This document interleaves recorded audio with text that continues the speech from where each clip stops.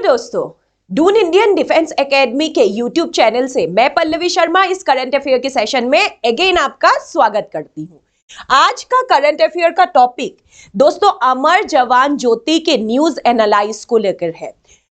Amar Jawan Jyoti march with national war memorial flame. देखिए, अमर जवान ज्योति जो already आपको मतलब पता है, ये आपके पिक्चर में है, ये इंडिया गेट में जलता था।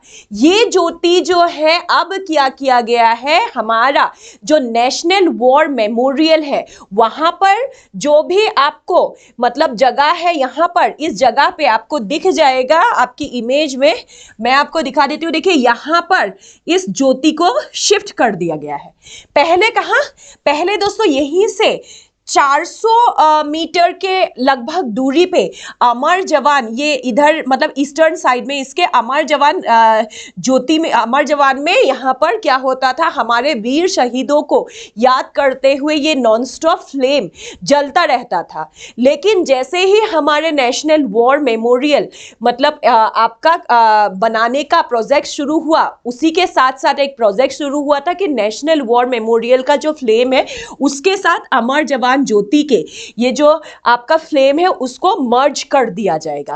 अब अगर हम लोग बात करते हैं दोस्तों अमर जवान ज्योति के बारे में, तो यहां पर आपको पिक्चर में हमारे प्रधानमंत्री नरेंद्र मोदी जी अमर जवान ज्योति को सैल्यूट करते हुए दिखाई देते हैं। और ये आपको दिखेगा यहां पर इस तरीके से, मतलब लगातार क्या होता है, ये ज्योति जली रहती है ना। अब ये ज्योति क्यों जली रहती है, देखिए ये जो है इसको कंस्ट्रक्ट किया गया था, मतलब हमारे जो इंडियन सोल्जर है जो 1971 में इंडो पाक वॉर हुआ था और बांग्लादेश का फॉर्मेशन हुआ था, उस ड्यूरेशन में जो भी हमारे वीर शहीद मतलब आपके वीर जवान वीर गति को प्राप्त हुए थे, उनकी याद में मतलब ये प्राइम मिनिस्टर इंदिरा गांधी द्वारा ये यहाँ पर क्या किया गया था, उनकी याद में ये फ्लेम जो है लाइटन किया गया था, है ना।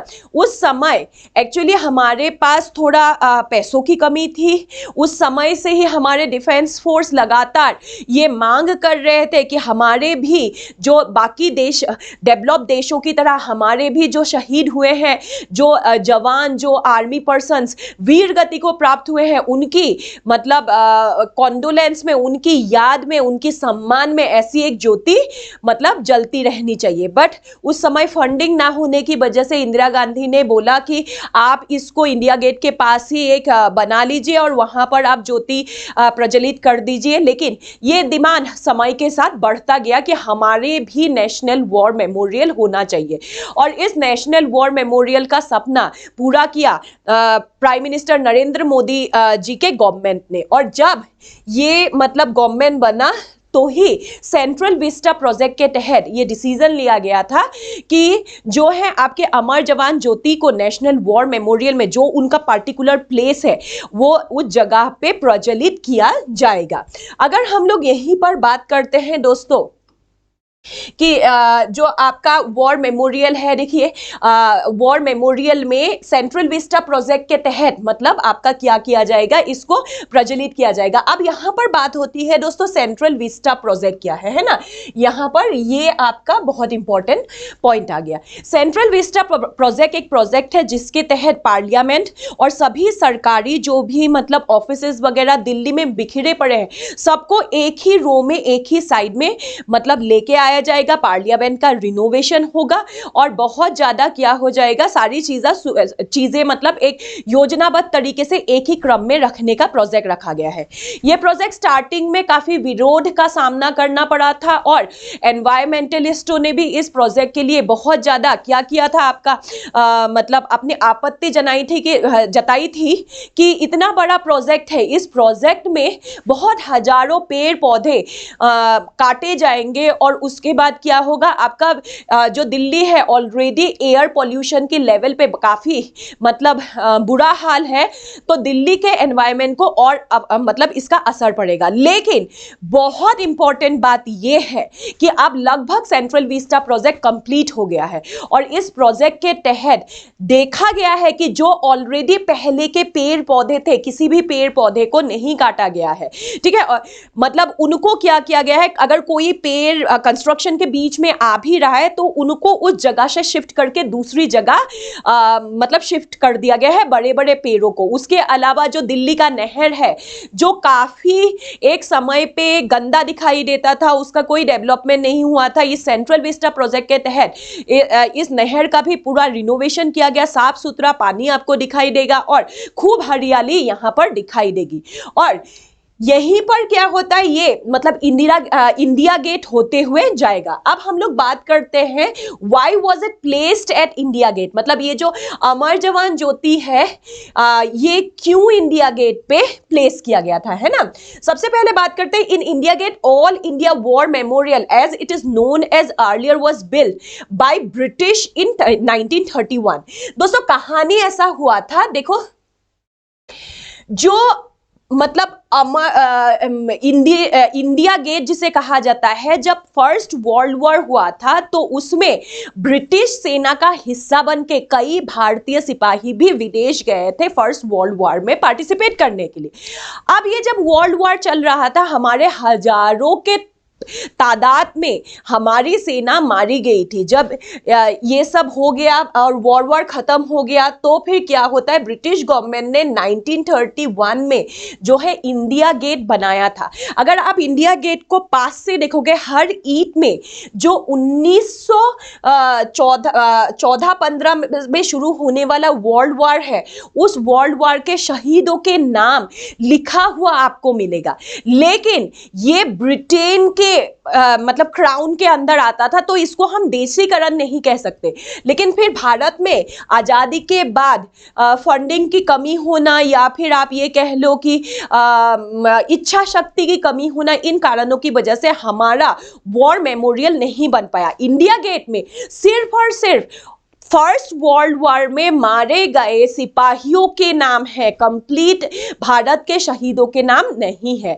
और फिर फाइनली क्या हुआ, हमारा वॉर मेमोरियल बना। और इस वॉर मेमोरियल में क्या हुआ दोस्तों, स्वाधीन India as well as British India के ड्यूरेशन में जो भी सिपाही वीर गति को प्राप्त हुए, जो शहीद थे, सबका नाम लिखा गया है। और ये भारत के हर सिपाही को डेडिकेटेड करते हुए एक वॉर मेमोरियल बनाया गया। इंडिया गेट में केवल 90,000 इंडियन सोल्जर्स के नाम है और इंडियन जो आपका मतलब वॉर मेमोरियल है उसमें कई लाखों शहीदों के नाम है जो from British time to right now शहीद हो रहे हैं। यहीं पर अगर हम लोग बात करते हैं दोस्तों, अमर जवान ज्योति के ये जो प्रोग्राम हुआ है, ये प्रोग्राम मतलब जो अमर जवान ज्योति से ज्योति ले आके वॉर मेमोरियल में मतलब प्रतिस्थापित किया गया। ये जो पूरा सेरेमनी हुआ था, ये सेरेमनी प्रेसाइडेड किसने किया था, आपका integrated defence staff chief air marshal Balbhadra Radhakrishnan ji द्वारा ये प्रोग्राम किया गया था। ठीक है, 21 जनवरी को ये प्रोग्राम हुआ था। काफी अच्छा प्रोग्राम हुआ और कहा जा सकता है कि भारतीय सिपाहियों को जो मतलब इज्जत हमें देना चाहिए, वो अब पार्टिकुलर प्लेस में उनकी इज्जत के साथ उनको प्रतिष्ठा कर दिया गया। तो इसी के साथ दोस्तों 2-3 चीजें और बात कर लेते हैं नेशनल वॉर मेमोरियल के बारे में, है ना। National war memorial was inaugurated and dedicated to the nation to by the honourable prime minister on 25 February 2019। यहां देखिए मैंने डेट भी उल्लेख कर दिया है कि 2019 के 25 फेब को ये नेशनल वॉर मेमोरियल बनाया गया था।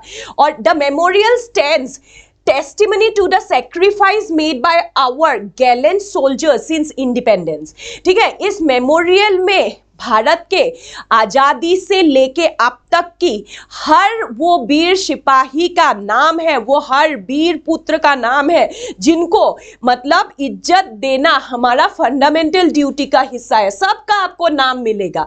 The memorial houses the eternal flame which exemplifies the supreme sacrifice made by the soldiers in the line of the duty, thus making him immortal। ये जो ज्योति की बात हो रही है, ये तो नेशनल वॉर मेमोरियल में उनका नाम है, लेकिन ये जो प्रॉपर पार्टिकुलर हम ज्योति या फ्लेम की बात करें, वो फ्लेम डेडिकेटेड किया जाता है हर जनता की तरफ से उस वीर शहीद को जिन्होंने अपनी ड्यूटी, अपनी मातृभूमि की रक्षा करते हुए अपने जान को निछावर कर दिया, अपने लिए कभी नहीं सोचा, और ये उनकी सुप्रीम सैक्रिफाइसेस की भी निशानी है। और इसी के साथ दोस्तों आज हम ये आपके अमर जवान ज्योति और central Vista project along with the आपके वॉर मेमोरियल की एनालिसिस यहीं पर खत्म करते हैं। अगले नए टॉपिक को देखने के लिए दून इंडियन डिफेंस एकेडमी के ऑनलाइन प्लेटफॉर्म से इसी तरीके से मैं आपके साथ जुड़ती रहूंगी।